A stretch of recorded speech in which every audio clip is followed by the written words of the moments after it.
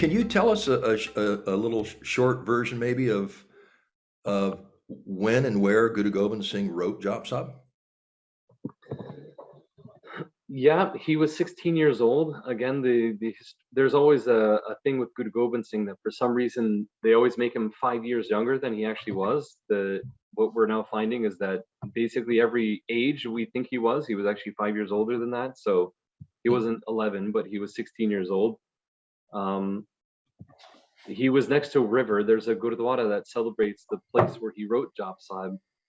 And the reason I was trying to because what is the history of why he wrote it? What was the circumstances going on in his life? Well, Jaap Sahib is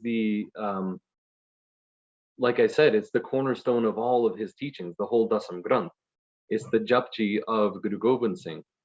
So what is the event that led to creating Jaap Sahib was his incarnation. His incarnation was the event that led to him creating Jaap Sahib.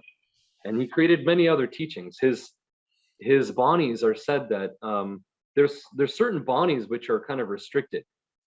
They're so powerful, they will create so much fighting spirit in a person that it's actually warned against the general public from reciting them. Some of them, they say that you should only do it if you've done 2 to 5 Japji Sahibs first, then you can do this other bani.